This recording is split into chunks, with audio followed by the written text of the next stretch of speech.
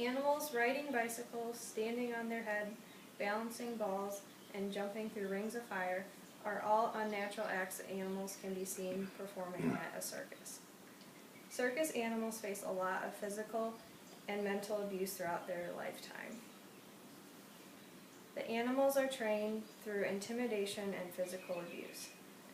Former employees have seen animals being beaten, whipped, and denied food and water in order to learn their routines. They often use whips, tight collars, muzzles, electric pods, and bull hooks. And they often can get away with this because their training sessions aren't monitored by any agency. One of the longest lasting circuses, which is the Ringling Brothers, started in 1907, and a few years ago, CNN published a report stating that the USDA fined them for $270,000 for violating the Animal Welfare Act. And this was for several occasions from June 2007 to August 2011. And this was the largest fines issued to a circus.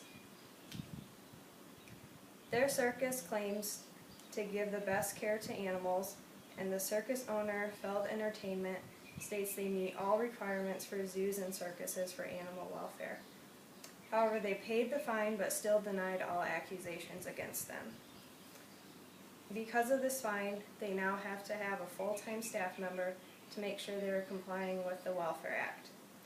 And also, animal handlers and trainers are required to take an animal welfare training within the 30 days of employment.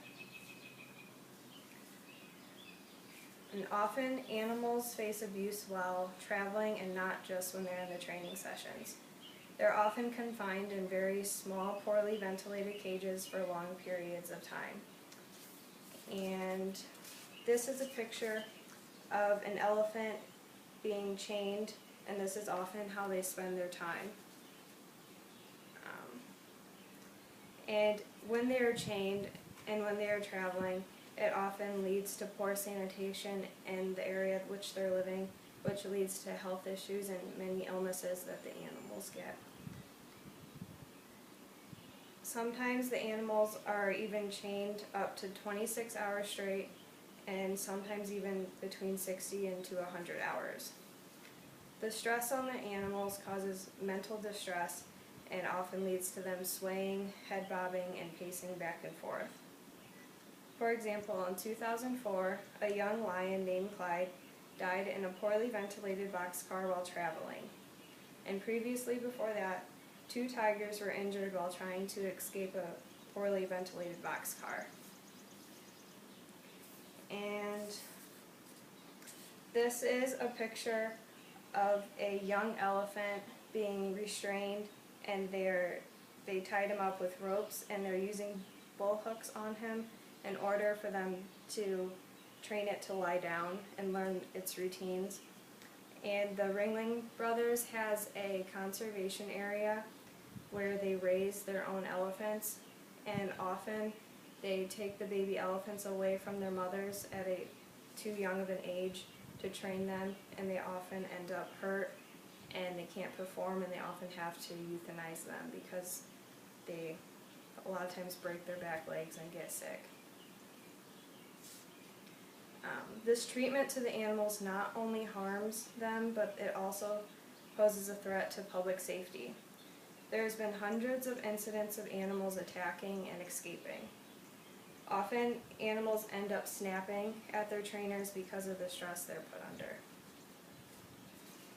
An elephant named Tyke killed his trainer a while back, and also 12 other spectators before being gunned down while running away from the circus.